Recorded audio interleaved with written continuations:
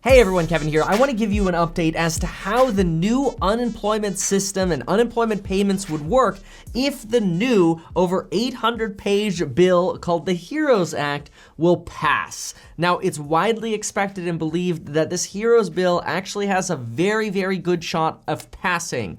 Every section that I've read so far seems to have bipartisan influence in it, as in it kind of feels like it's something that both Republicans and Democrats already kind of pre-crafted, which kind of explains why we're not seeing $2,000 per month in stimulus.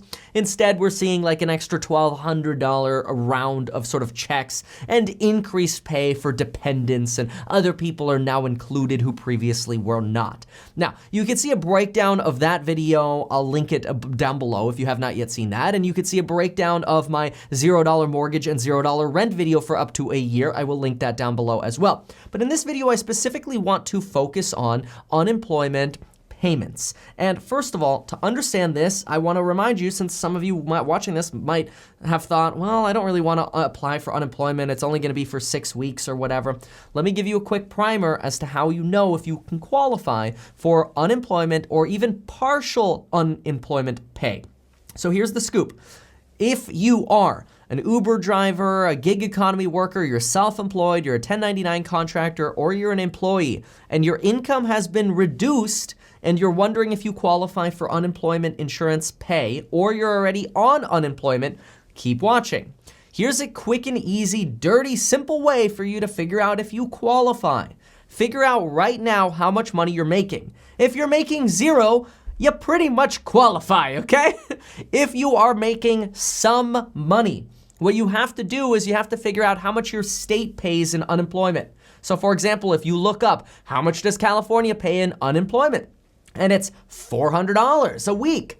Okay, now take that $400 per week and compare that number to what you're making now. If let's say right now you're making $500 a week, in some states you might not qualify because your partial unemployment is more than what the state benefit is. So you would not get the state benefit. However, California has a 25% washout rule, which basically says, okay, we will pay you $400. We know you're partially unemployed. Take your income now, reduce it by 25%, which 25% of 500 would bring your income down to $375, and then compare the numbers.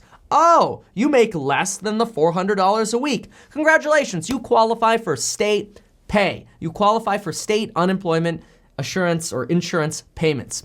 This is good because as soon as you qualify for the state payments, you unlock the federal $600 boost. Now, the original federal boost of $600 per week was originally only good for 13 weeks, and it provided retroactive pay. So for example, if you were unemployed and you qualified for state unemployment as of, let's say, April 1st, you would be off that $600 boost in July. In fact, everybody would have to be done with the boost no later than July 31st of 2020. That's when this pandemic unemployment assistance program would end. So even though you could still get your retroactive payments, no matter what, it's got to be done by July 31st. And we want that extra $600 on top of our state benefits because that's a good amount of money. I mean, in some cases, you could be getting $275 a week in Florida plus the $600 boost. That's like $875 a week. California, $1,000 a week.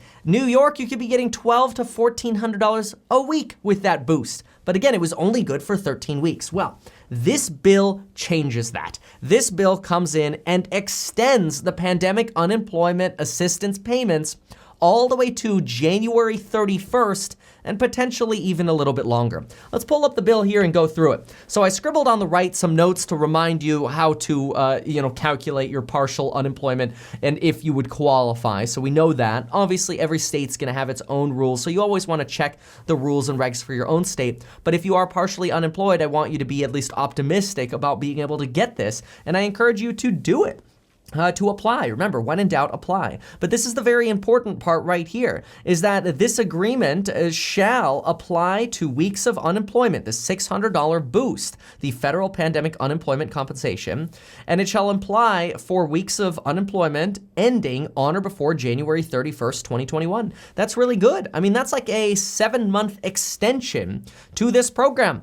They also offer states the 1 free week. For that very first week, the federal government will pay for that free week, so that way there's no waiting period for you to get pay. Of course, there's been a frustrating waiting period for a lot of folks. Some folks were, for example, denied at the beginning of April, and then some folks who applied on May 1st started getting payments within 48 hours in some states. So if you've gotten denied and you're discouraged, I highly encourage you to apply again.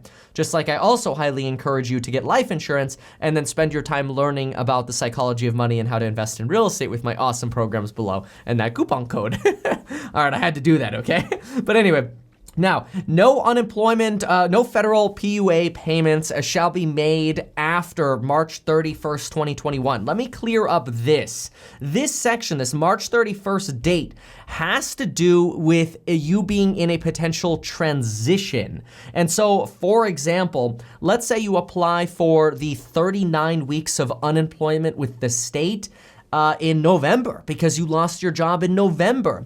Well, you could potentially get the PUA $600 boost all the way up to March. So the time frame has been extended. The amount of money that they're willing to give you will be extended, and it's not exactly clear yet, and maybe I just haven't read it right, how that transitionary period would work there. But if you end up applying for this too late, it does look like you potentially might be eligible for those extra 2 months. But in general, for most of us, this would end January 31st.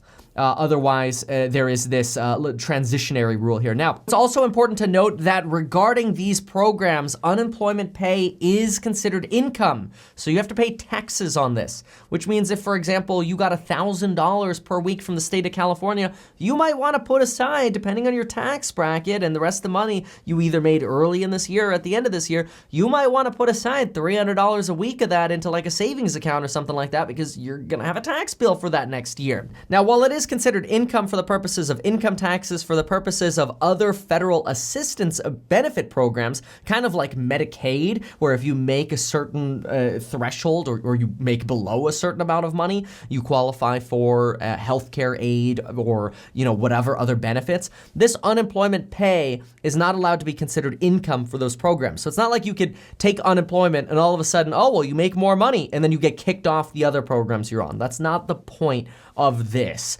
And then here's that text of the law as well. So there you go. This is another form of direct relief. It's not exactly a stimulus check, but it is more relief in this bill. Again, we're expecting the House to vote on this on Friday.